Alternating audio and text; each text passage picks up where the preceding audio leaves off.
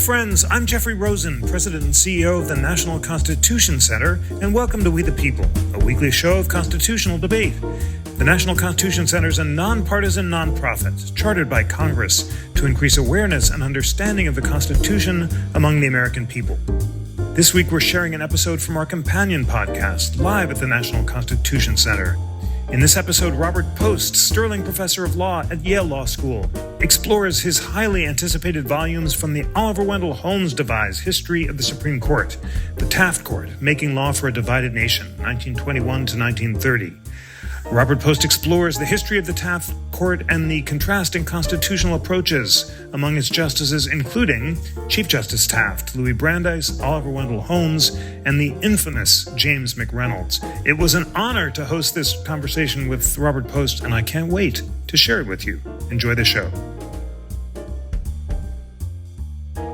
Friends, I'm so excited and honored tonight to convene a great scholar of constitutional law to celebrate a great achievement in American constitutional law, and that is the publication of the Holmes Devise volume, and it's called The Taft Court, Making Law for a Divided Nation. It's written by Robert Post, a Sterling Professor of Law at Yale Law School, where he also served as Yale's dean with great distinction. Robert Post has written and edited many path-breaking books, which I warmly recommend to you, including Citizens Divided, A Constitutional Theory of Campaign Finance Reform, Democracy, Expertise, and Academic Freedom, such a relevant book right now, First Amendment Jurisprudence for the Modern State, For the Common Good, Principles of American Academic Freedom, and Prejudicial Appearances, The Logic of American Anti-Discrimination Law. And since 1988, he has been working on the volume that we're here to discuss today, which is the result of a bequest by Justice Oliver Wendell Holmes to the federal government. Holmes was such a patriot that he entrusted his legacy to the government, which decided to create a series of volumes on the history of the court. This one, like most, has been a long time in the making. It's just a path-breaking work. It is so exciting to read, and I was telling Robert Post how thrilled I was to learn about the Taft Court from 1921 to 1930 in a new light, and it's just wonderful to be able to be in conversation with Robert. Robert Post, I'm going to begin first by congratulating you on this great achievement, and then asking you, what is it about the Holmes Devise? It's America's greatest scholars of constitutional law have been given this daunting homework assignment. Some have died, others have gone mad, others have given it up and passed on the baton to another scholar, but you persevered. You've been working on it since 1988. Tell us about the Holmes Devise and what it was like to complete this one. Well, I was really the last person over the finish line. This volume, which I completed, which is on the Taft Court, when William Howard Taft was Chief Justice from 1921 to 1930. It was originally given to a great constitutional scholar, Alexander Bickel, in 1958. And he worked on it for many, many, many years. And then he died. He didn't finish it. And then it was given to another great constitutional scholar, Robert Cover, who was my teacher. And Robert Cover worked on it for many years. And then he died. And then it was offered to me, and I tripled my life insurance. And I took it on. And I must say, when I took this volume, I thought Holmes Devise histories are apportioned by Chief Justice, period. And they're given to you. You don't pick your Chief Justice. And I thought when I had drawn the Taft Court, I had drawn the short straw, because in modern times, very few people know many decisions from the 1920s from the Taft Court. And it took me many, many, many years to sort of get into it and to learn about it. It has a plethora of archival sources. Taft himself has 600,000 letters in the Library of Congress. He would every week write, 30, 40, 50 letters. And so it's a wonderful historical source. It's overwhelming historical source. And then, of course, one has the writings and the letters of Brandeis and Holmes and Harlan Stone, great figures in the history of the court. But I must say it took the Trump presidency really to spur me to finish this book, because there are many, many similarities between the Supreme Court now and the Supreme Court in the 1920s.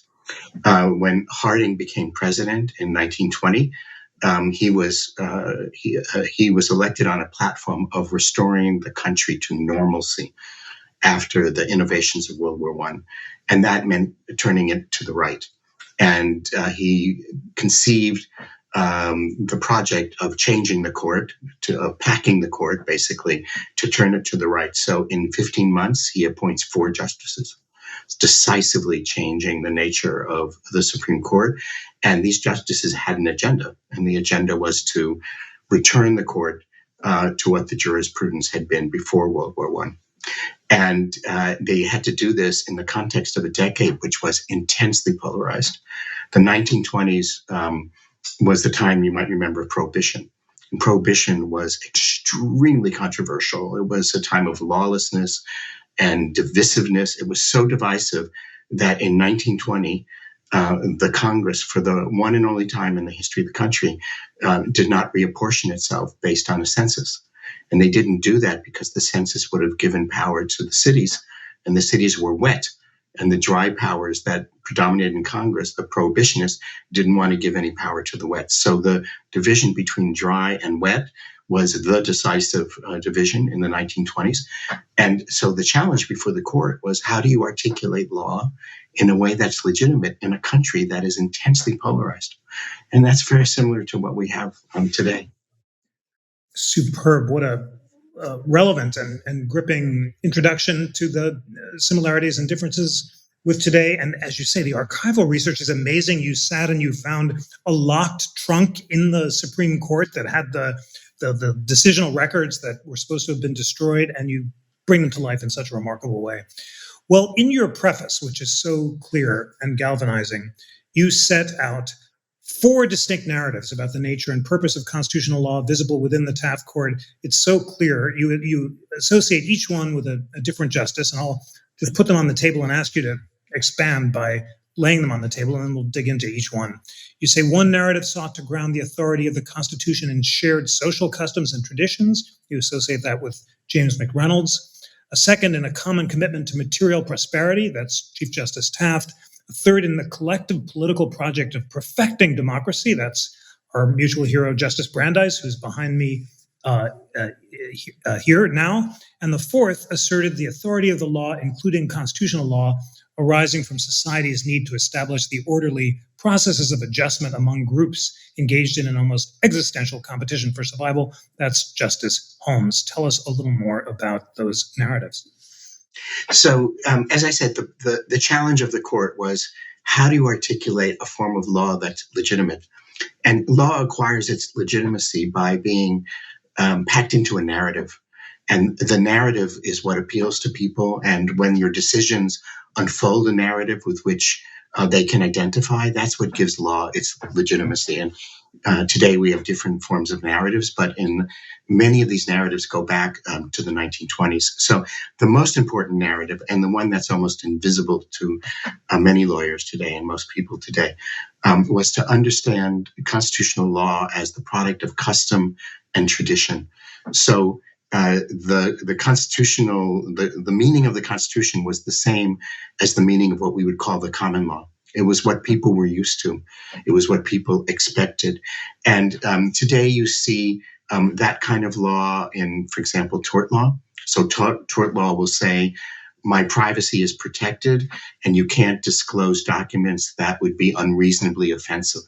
So when the law uses terms like unreasonably, what it's appealing to is people's instinctive sense of what's right and wrong, what's customary, what a jury would find in common sense to be right and wrong. And that was what constitutional law grounded itself in. And judges were conceived to be the experts of the customs of the people. This is where Harlan Stone began. And this was the dominant jurisprudence in the United States, say in the 1890s, the customs and usages of the people. And this was profoundly anti-legislative. So Congress or state legislatures would pass laws and courts would say, well, this contradicts custom in the following way. and dressed that up as interpreting the Constitution. And so it put the judge in a position of superiority over legislation. And the judge who was, I would say, the most consistently loyal to this jurisprudence was already by the 20s was becoming a little archaic, a little old-fashioned, was James R. McReynolds, who is known today as one of the great bigots on the history of the Supreme Court, came from the South. But he deplored almost everything that was a change in existing customs and traditions. And the opposite of that view was Oliver Wendell Holmes. Oliver Wendell Holmes had gone through the Civil War. He'd been wounded 3 times. And he understood that at the basis of society was not a unified custom, were not unified views and beliefs, but rather division and polarization and struggle. That's what he understood to be at the basis of American society. And he confirmed that in the time they called the Industrial Wars between labor and capital. There were huge strikes, throughout the late 19th century, all the way up through the 1930s, where labor and capital were at war with each other. And Holmes looked at that and says, that's the essence of society. It's a struggle for survival. It's very Darwinian. And what is the function of law in that? The function of law was to the extent possible, paper over these fundamental divisions by providing for orderly processes of change. And the only orderly organ of change that Holmes regarded as the mouthpiece, this was his word, the mouthpiece of the state, was the legislature, because you could vote. And as what he called the dominant opinion changed, so should the law. And therefore, the loyalty of the judge lay to legislation, not to custom and tradition, because there was no unifying custom and tradition in Holmes's account of America. So between Holmes and McReynolds, you have these polar opposite views of what American society was, leads to a polar opposite set of jurisprudence. And of course, Holmes invents what we now call positivism, which is the basis of a good deal of modern jurisprudence. Modern originalism, for example, stems directly from Holmesian positivism. It's a form of what Larry Solom calls the fixation thesis, that law is a fact, and that it was settled by these orderly processes, and you could know it. Between these two poles, there were 2 other much more normative accounts of what American society was about. One was embodied by Chief Justice Taft, but I would say justices like Pierce Butler and George Sutherland also participated very strongly in this, as did, it was common sense really in the period. And the idea was that the function of the American Constitution was to create prosperity for the American people. That the Constitution was there to protect the property rights, which allowed for the accumulation of capital, which was the meaning of civilization. And so, many critics have said about Holmes and his court that it was formalistic, that they were involved in abstract rules. Nothing could be further from the truth. What they did was, it was like the law and economics movement. They privileged economics over politics. And they said the function of constitutional law is to protect those rights which allow us to be prosperous. And in the 1920s, the dizzy 20s, where everyone is competing to make money in the stock market, this was a very attractive philosophy. And it allowed them to strike down many forms of regulation because, in their view, it interfered with the incentives which were necessary to create capital. Prosperity rested on entrepreneurial activity, which required what's called freedom of contract. And so the Taft Court, from this point of view, revived what is known as Lochnerism. Lochnerism says that one's freedom in the market is to be protected constitutionally, and judges could second guess any legislation which imposed controls on social and economic life. So that was a third point of view. And the last point of view was articulated only by the man over your right shoulder, Louis Brandeis. And Brandeis had a view. He said, what is America? America is not about prosperity, and America is not about custom and tradition. America is about democracy. America is about the project of governing ourselves.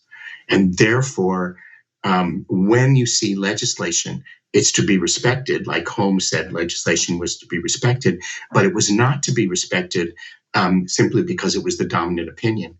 It was to be respected because it was the product of self-governance of the people themselves. So legislation was to be respected because democracy was to be respected. And we take that for granted now. Almost all constitutional lawyers think of the presumption of constitutionality, which legislation should have, as stemming from its democratic warrant. That really didn't exist as a rationale until Brandeis invents it during his time on the court, and most especially during the 1920s. And this was different than Holmes because in a very famous case called Myers versus Nebraska, this is a case in which Nebraska banned the teaching of German. It was a product of the World War I opposition to the Germans. You know, Americans went kind of crazy during World War I. They were 100% Americanism, so they had to ban German because they were at war with Germany. And the court has to consider the constitutionality of this. Holmes, a good progressive, says we have to defer to the legislature because, you know, we have to create national unity. So he dissents. And the majority's opinion is written by McReynolds, who was often viewed as the extreme right wing of the court. But like Brandeis, he believed that it was customary to learn German, so the legislature really had no business interfering with the independence of Americans who wanted to learn it. And Brandeis dissents. Brandeis joins McReynolds and differs from Holmes because he believes that the right to an education is necessary for democracy. So he does it for an entirely different reason, and a reason that would be very sympathetic to moderns. So different from Holmes. And like Taft, he believed in property, but he didn't believe that the purpose of property was to create material prosperity. He thought that the purpose of property was to create democratic citizens. So the regulations of property always had to be judged against what it did for your independence as a democratic citizen, which is a very different test than that employed by Sutherland and Taft. Superb. What a riveting account of the four strains on the Taft Court. And let's now delve into each of them a bit more. So let's start with the traditional conservative constitutionalist view that you associated with Justice McReynolds. The idea is that constitutional law is customary, it's common law. In some ways, this is the hardest for modern audiences to grasp because, as you just told us, it both includes an allegiance to libertarian ideas of the right to teach your kids as you please, which cases that led up to Roe v. Wade, and which attracted Justice Brandeis, but also led, as you put it, to a splintering of judicial conservatism on the court during this period where the McReynolds bloc, along with Justices Sutherland and Butler, during Prohibition thinks their obligation is to maintain legal legitimacy by ameliorating the law of prohibition, by acknowledging customary social values, whereas the Taft wing believes the defiance of prohibition threatens the legal order and has to be overridden by law enforcement. So help us understand that first wing of customary conservatism as associated with James McReynolds. So we think of prohibition as, you know, flappers and people going into speakeasies and sneaking drinks and like that. Prohibition was this enormous crisis in the American state. It was the first great federal intervention into people's lives since Reconstruction. So the project of the federal government suddenly is to stop everybody in the country from drinking and manufacturing and consuming alcohol. And they had no equipment to do this at all. And Prohibition ran against the customs of everybody in big cities. And you have, you remember in Babbitt, Sinclair Lewis, Babbitt is making drinks for his friends. Does anyone want to break the law? The law breaking was pervasive. Prohibition turned ethnic working classes against the Republican Party. It would prepare the way for Franklin Roosevelt. It was, and as a wonderful observation, those who enshrined prohibition in the Constitution thought that they would make prohibition as strong as the Constitution. But what it did is it made the Constitution as weak as prohibition. So prohibition is an act of positive law. It's enshrined in the Constitution. It's passed more quickly than any amendment in the history of the Constitution, more solidly, and all of a sudden, no one obeys it. And they say, we're going to nullify prohibition. And the prohibitionists saying, how can you nullify the Constitution when we'll have no law? To which the response was, well, you in the South who promoted prohibition are nullifying the 15th Amendment. You're not allowing African Americans to vote. What do you mean? No one can, you can't nullify. And it promotes this great jurisprudential crisis of what is law? Is it law because it's been ratified, or is it law because it corresponds with the customs and traditions and what people view as legitimate and reasonable in their lives? And prohibition creates this enormous controversy over this subject. And interestingly enough, on the Supreme Court, it divides the conservative bloc into two halves. So we have people like McReynolds and Butler and Sutherland, who deeply are committed to the idea that law, to be legitimate, has to be reasonable. It has to correspond to what people understand to be legitimate. And so they're very anti-prohibition. If you actually look at the voting patterns, you can see that these conservative justices do not join the court nearly as much on prohibition cases as they do on non-prohibition cases. And in fact, prohibition cases are tend to be much more divided, much more 5-4. The court at this time, 84% of its decisions are unanimous. So it's a court that's following different customs and traditions altogether in terms of dissent. But there were a lot of dissents. Only about 73% of its decisions are unanimous in the context of prohibition. So you get a block of conservatives who are saying we have to ameliorate the rigors of prohibition in order for prohibition itself to be legitimate. And they are contradicted by Holmes, who's a positivist, who says, okay, the people wanted to be extreme. I have to be extreme with the people. And Taft thinks that the revolt of the elites against prohibition undermines the rule of law itself. So the only way to sustain the legal order is to enforce prohibition with augmented severity. So Taft and Vanderveer and Sanford, they, in the context of prohibition, author decisions that look just like Holmesian positivism. And in fact, one way to understand what happens in the New Deal is the positivism, the nationalism. Prohibition is also national, and it's very contrary to the traditions of American federalism, which is to decentralize decision-making about liquor and other regulations of consumption to the states. And in this context, these conservatives are nationalists and they're positivists. And this prepares the way for many of the decisions in the New Deal when positivism begins to take over as a dominant thing. It's prepared for by these conservatives.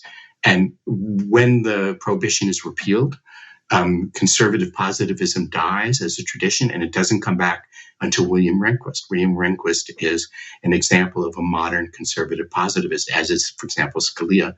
And it reemerges only 50, 60 years later, after the repeal of prohibition on the conservative side. The most interesting figure here, I think, is Brandeis. Brandeis, on the one hand, respects prohibition and wants to enforce it because the people wanted it. But on the other hand, he has a very strong sense that law, which is perceived to be illegitimate, can't really serve as law. Prohibition splits progressives in half. Half progressives, like the social workers, support it, and many say this is destroying the legitimacy of the federal government, which will never again pass a progressive agenda. So we have to get rid of prohibition. So progressives were quite divided, as was Brandeis. And the way in which he, in the end, in a case like Olmsted, in his dissent in Olmsted, seeks to ameliorate it, is he says it about the Fourth Amendment, that the Fourth Amendment protects privacy. And how do you know privacy? By the very norms of customs and traditions which the traditionalists were using to limit economic regulations. And so Brandeis is driven to that position, and that form of liberalism that resists positive state regulation in the name of dignity, in the name of traditions, doesn't reemerge on the left until decisions like Griswold in the 1960s. Wow, such a powerful reminder of Brandeis using this common law methodology to gloss the meaning of the Fourth Amendment in an age of new technologies, and all of them unanimously converging around substantive due process rights in Myers and Pierce, the right to pursue happiness. I must ask this Justice Thomas in the Dobbs case suggested that substantive due process is completely inconsistent with original understanding. Do the opinions in Myers and Pierce suggest otherwise, that various wings of the Taft Court all embraced it? I would say everyone in the 1920s embraced one form of it or another. The question is how extreme it had to be. I mean, even his Lochner dissent, Holmes leaves room for a form of substantive due process if it is outrageous enough. But the idea of the modern originalist like Thomas, that would have been inconceivable in the 20s. Nobody thought of the Constitution the way Thomas thinks of it now. No one thought of it as a simple fact. They thought of it in terms of these larger narratives and in terms of the legitimation of law itself. And they always thought back to how law was being legitimated rather than some method or another method. That's not what they would think about in the first place.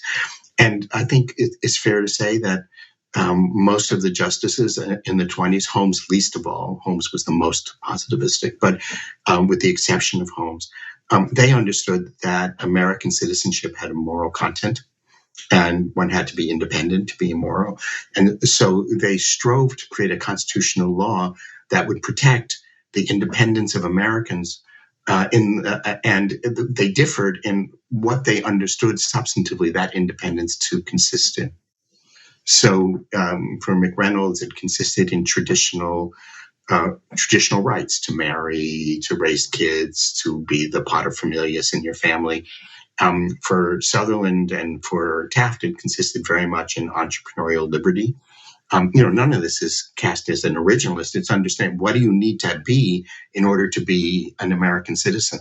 And for Brandeis, it's very much you have to be politically empowered, and you can't be politically empowered if you're in need, if you're in necessity, if you're in such want that you have no leisure, if you have no education, if you have no right to speak, etc.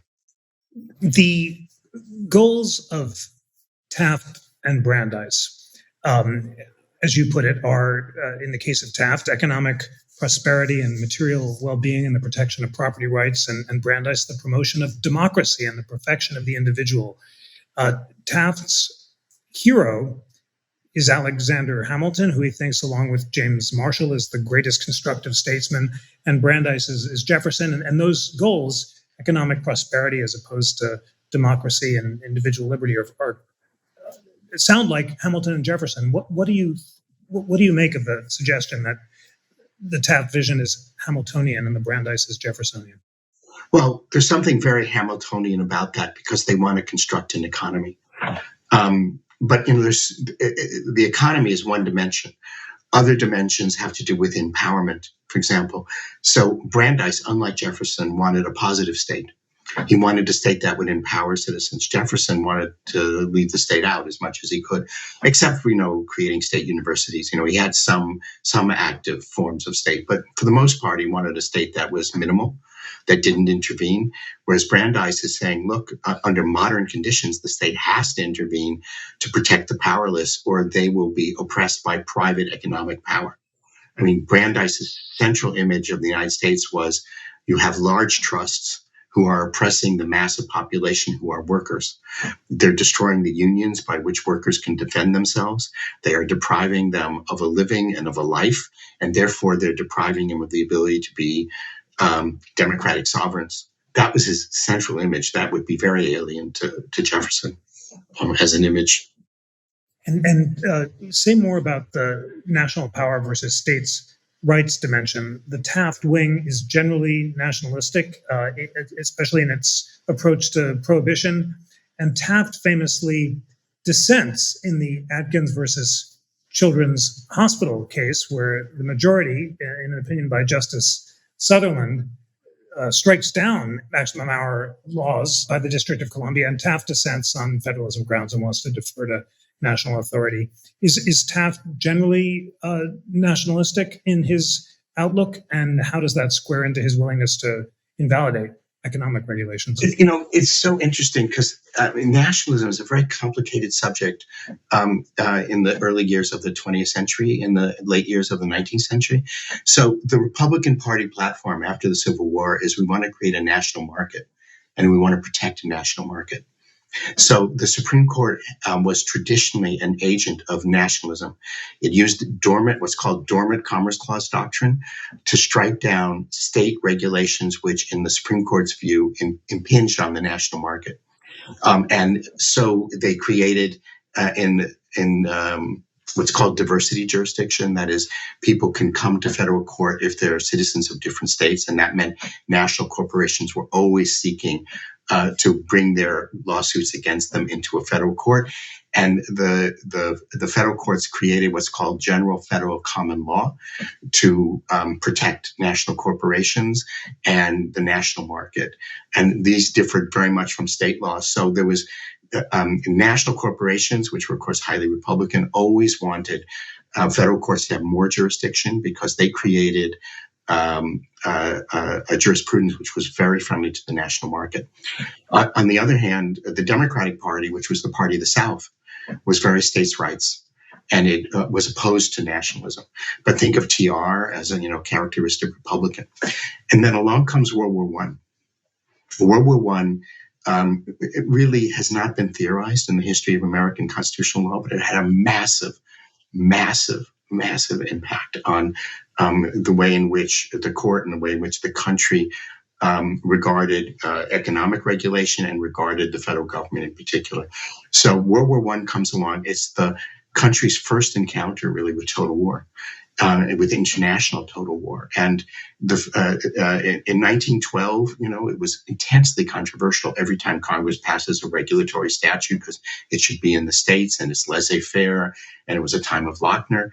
And along comes World War I, and the federal government takes over the railroads, it takes over the telegraphs, it takes over the telephones, it sets prices for food, it sets prices for energy, it regulates what you can and cannot consume, it recognizes unions, it sets labor prices, it creates arbitration for labor disputes. I mean, total control of the economy, more than has ever existed since then, actually. And it's a total shock to everyone. Everyone recognizes that you cannot win a total war in the 20th century unless the federal government can completely control the economy, because that's what Germany is doing. Because war in the 20th century is a question of national production.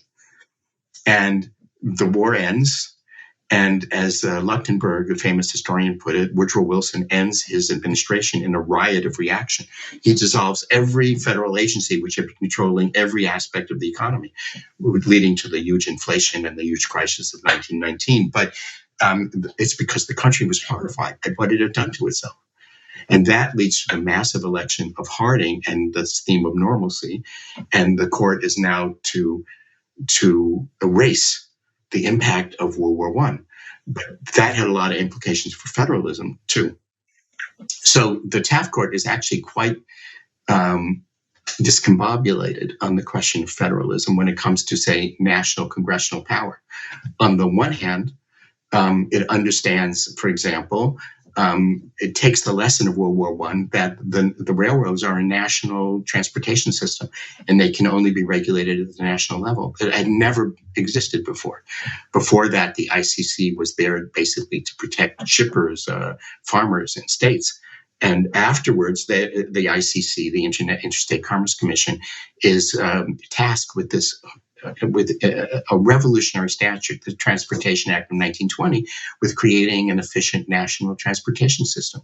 So antitrust considerations with respect to railroads are put to one side, and the function of the ICC is to keep rates high so the railroads have enough capital to create an adequate system.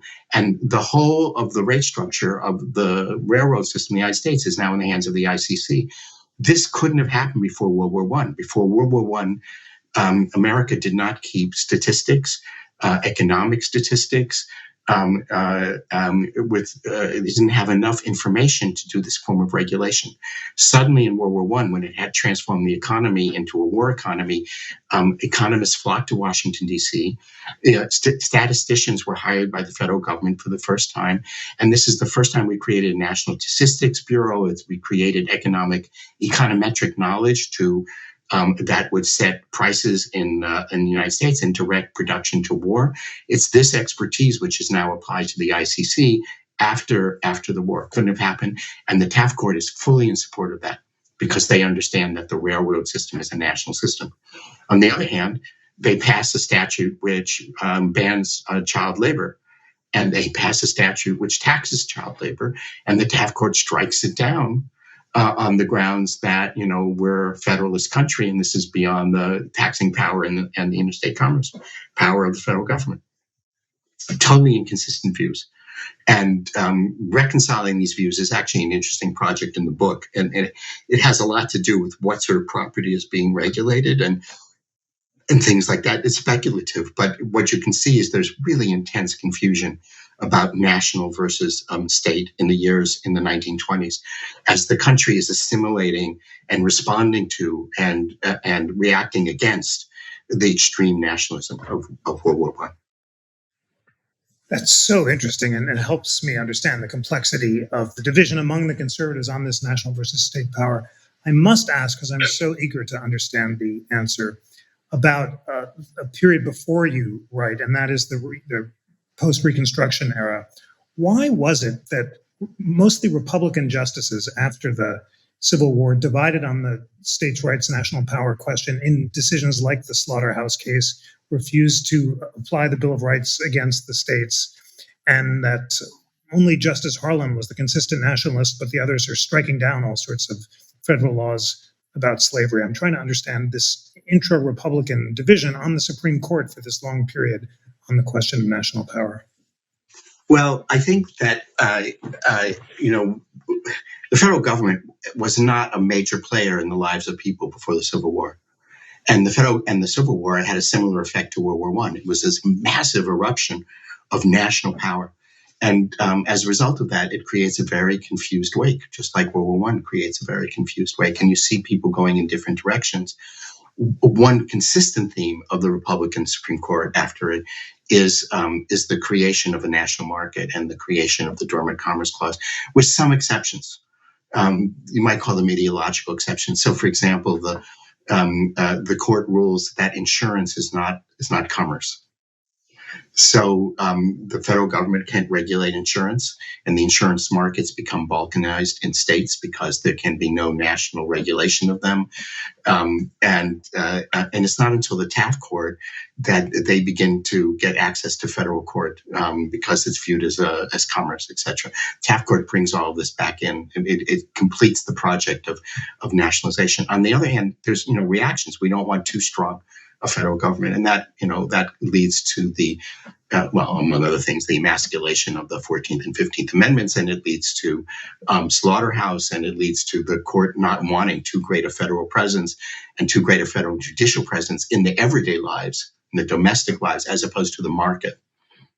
Fascinating, and that leads me to ask about how the Taft Court completed that project of economic nationalization. You say that, contrary to the claims of some historians, the Taft Court did not seek to use the 14th Amendment to prohibit class legislation. The war had ratified and sanctified the public interest. The constitutional question was not so much whether state regulation was captured for the benefits of particular classes as to whether government management was so intrusive that it compromised the necessary independence of Americans. Tell us more about that vision and how it defined the economic cases. Well, you have to understand the way that property was understood in the 1920s.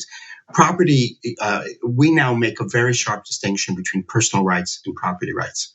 And this is a legacy of the New Deal and of the repudiation of Lochnerism. But in the 1920s and before that, people would not have sharply distinguished property from personal rights. They would consider the right to participate in the market and the right to accumulate property as personal to the person and as necessary to build character in the person. Property was a form of discipline.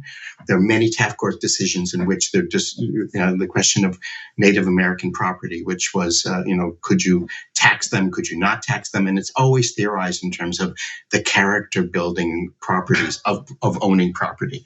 And that's the way it was understood. So it was a fusion of being moral and entrepreneurial. It was at the intersection of these two things, property.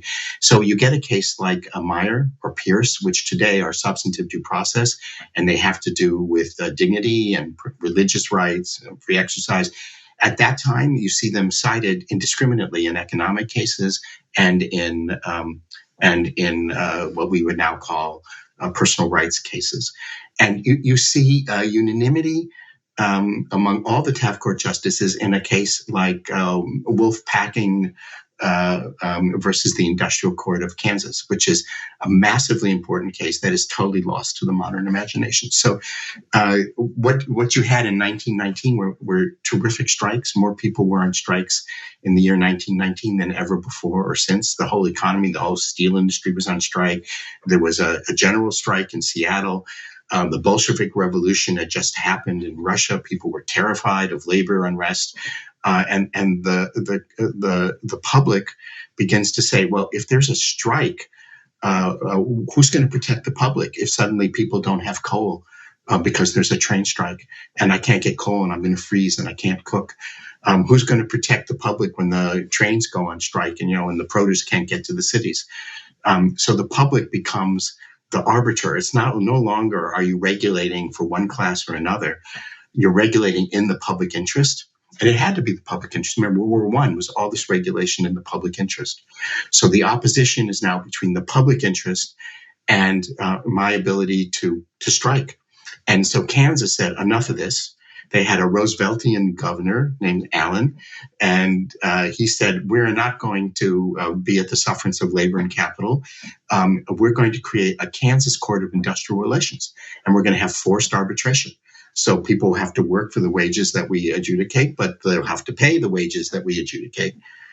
And this question of whether you can have forced arbitration, and labor hated it, and capital hated it. Brandeis hated it because he thought it was inconsistent with independent persons to have to work for the state at forced wages. And it was a unanimous decision, striking it down, for example. And it shows, what people had in common. And now we have to unpack how they differed, but they had this in common, that the public interest had limits. When you think about how the Taft Court cemented the nationalism, a case like Terrell versus Burke, which we've lost touch with, we now speak about the doctrine of unconstitutional conditions. We say that Congress cannot give a benefit and attach to it as a condition that you waive a constitutional right. The Taft Court held for the first time that states could not impose on corporations a waiver of the right to go into federal court. So insurance companies, as I said, were not viewed as interstate commerce. And so they were stuck in state court. And when a state would allow a foreign insurance company in, they would put as a condition that they waive any right to bring any suit or to remove any suit to federal court. So they didn't get access to this general federal common law. Taft comes in, he says, the first thing we have to do is to rationalize the national market by expanding general federal common law by saying it's unconstitutional for the states to force this waiver of your constitutional right to have access to federal courts. So the Taft Court invents the idea of unconstitutional conditions. It does it to cement the national market. Wow. All right. Well, that brings us to our hero, Justice Brandeis. And you so powerfully argue that he was distinctive and unique on the court in a vision of perfecting the democratic citizen and his great faith in democracy to improve society and allow people to reach their potential. You note that he did not get this from Jefferson. Where might he have gotten it? And give us some of the leading cases in which Brandeis spells out this vision of democracy. Well, it's very interesting because he writes almost no memorable court opinions during the 1920s. Taft he creates the rudiments of administrative law. Taft calls him in the intra-court correspondence the Pope of interstate commerce because he gave them all the ICC cases, very complex.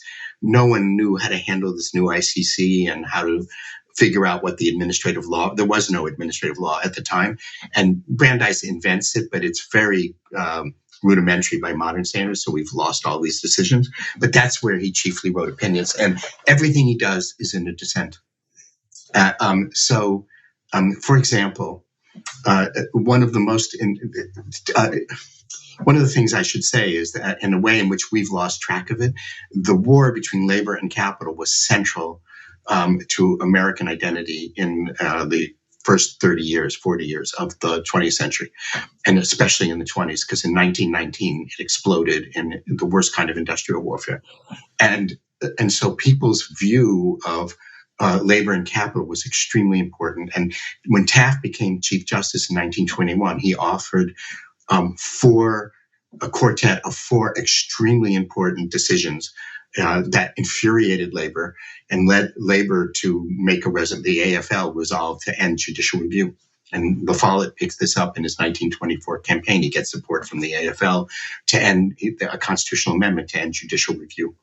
And these four decisions included striking down the Child Labor Tax Act, and it included decisions about when people can picket and how they can picket, and it included decisions about the application of the antitrust law to labor, etc. But the most interesting of these is a case called Truax. So Arizona, well, I should go back and say, when the Clayton Act was enacted in 1914, the Clayton Act said basically that federal courts couldn't issue injunctions to intervene into labor disputes because the labor injunction was killing strikes. Federal courts were very favorable toward capital. And so when there was a strike, they would go into court and they would enjoin the court. So labor mobilized, and under the Wilson administration, which was very friendly to labor, they passed the Clayton Act, which seemed to say that they couldn't issue an injunction.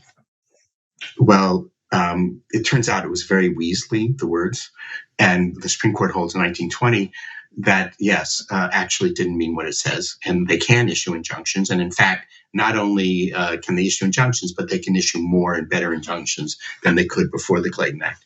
So the scene is set for an explosion of federal injunctions and extreme hostility between the labor movement and the Supreme Court of the United States. And these decisions are exacerbating this tension. So before the Clayton Act, but like the Clayton Act, Arizona passes a law saying that its courts cannot issue injunctions. And so they can't intervene in labor disputes to protect the property, meaning the freedom of contract of the employer. And this decision comes to the Supreme Court of the United States during Taft's first term. It comes in December. His first term starts in September of 21. This decision is in December of 1921. And Taft holds, this is a 5-4 decision.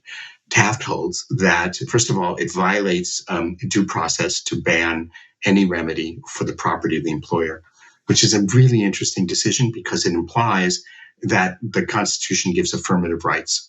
If you ban all remedy, then you've lost the constitutional rights. It's exactly opposite the modern court, which holds you have only negative rights.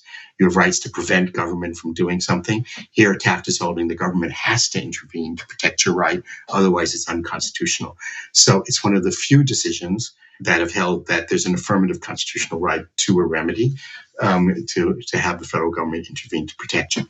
So that's one holding. But then he says, suppose that Arizona only banned injunctions as a remedy. They allowed other remedies like damages. He said that would be a protection of equal protection law because it doesn't treat other disputes between employers and other people the same as it treats disputes between employers and employees. It was a very bizarre argument, but actually it kind of anticipates modern narrow tailoring. It basically argued it was under-inclusive. No one at the time understood that argument. They viewed it as like this crazy pro-capital decision by a conservative court. Brandeis dissents in that, and it's one of the most profound dissents that he writes ever. And in this dissent, he says, well, how are we to understand whether it's constitutional or not? He says the problem with constitutionally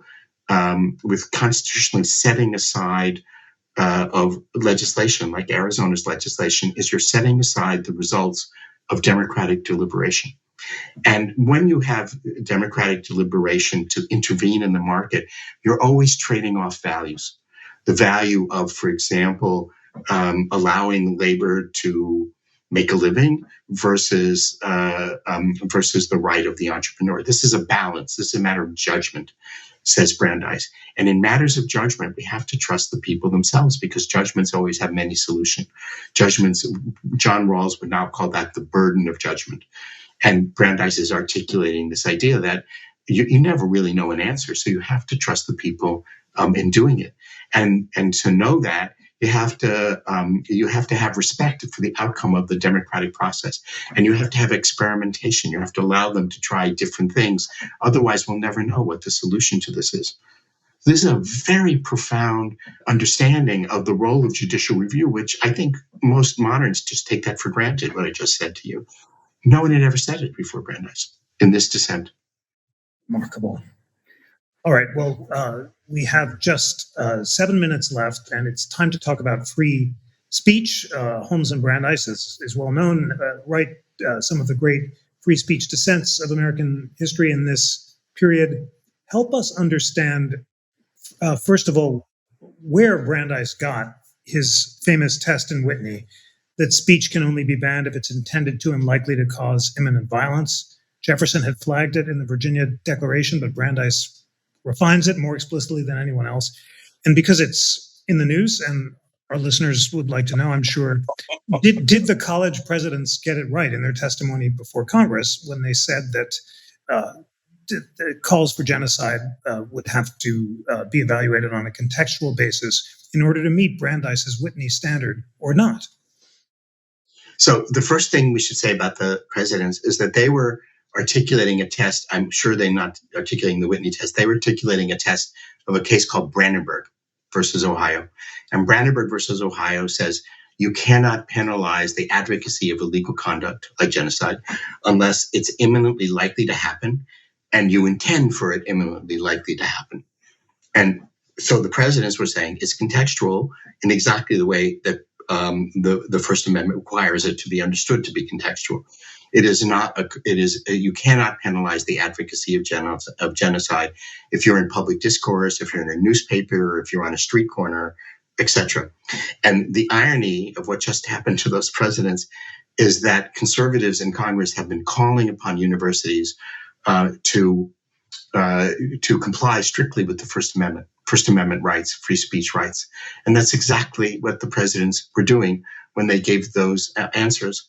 And now you see these same politicians ragging on them for not complying with for complying with the First Amendment. And they shouldn't. They should have a different standard in a university. Now, I myself believe that universities are not governed by the First Amendment. They're governed by academic freedom, because universities are communities, and in no sense can a community survive if you have the rigorous standards of the First Amendment. So an easy way to see that is if there's a young, crazy professor in the astronomy department, and he writes an article saying the moon is made of blue cheese.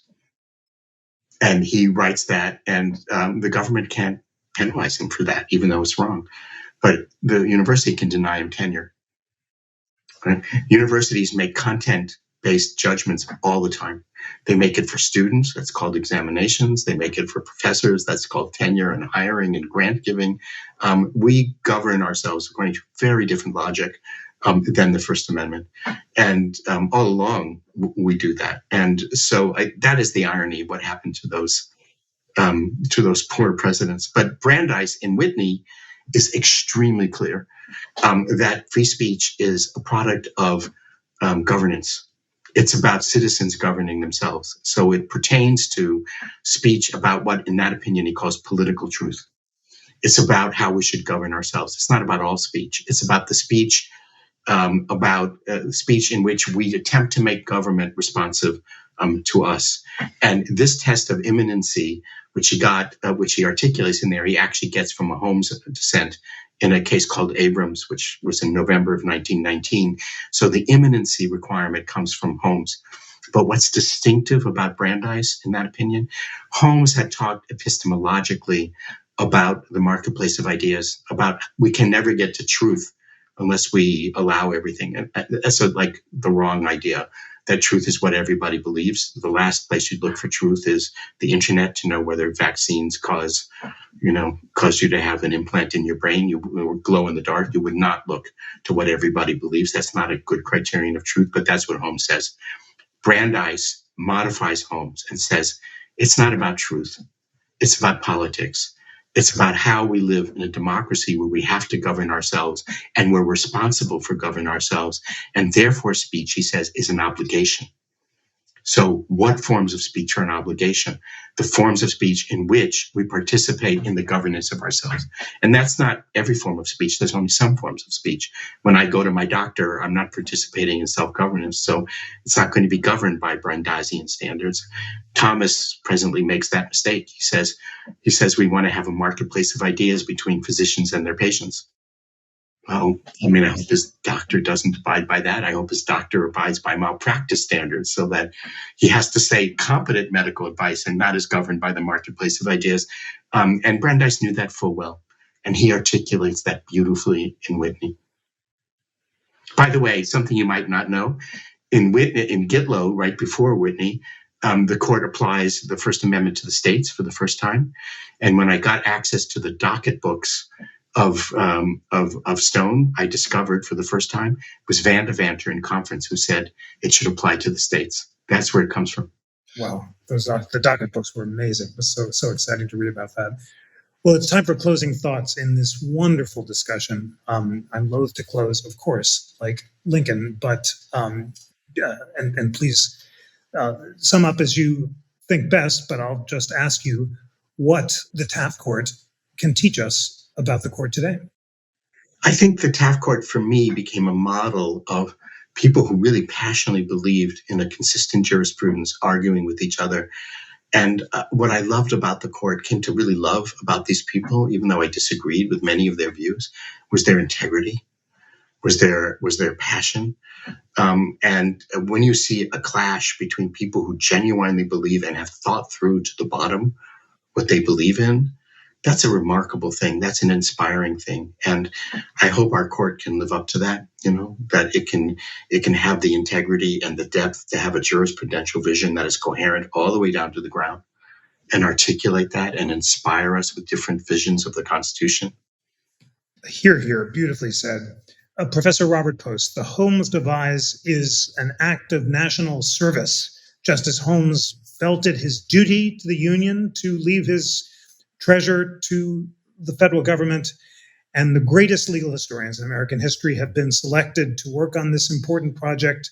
It is an honor to interview you about your path-breaking work. Congratulations for having discharged your responsibility so nobly. Thank you for educating us. And friends, thank you for joining in. You're so lucky to hear Robert Post talk about his great home devise. And now, of course, I want you to continue your education by reading the book. Order it as soon as it's out and read and learn and grow together. Robert, thank you so much for a wonderful discussion. Thank you, Jeff. This episode was produced by Lana Ulrich, Bill Pollack, and Tanea Tauber. It was engineered by Kevin Kilburn and Bill Pollack. Research was provided by Yara Derese, Cooper Smith, Samson Mastashare. Check out our full lineup of exciting programs starting next year and register to join us virtually at constitutioncenter.org. Recommend the show to friends and colleagues, donate for the holidays, and always continue your learning about the Constitution by tuning in to the NCC. Our We the People podcast, live at America's Town Hall, all the great educational resources. It's so meaningful to learn with all of you in these challenging times. Sending warm wishes for the holidays. And on behalf of the National Constitution Center, I'm Jeffrey Rosen.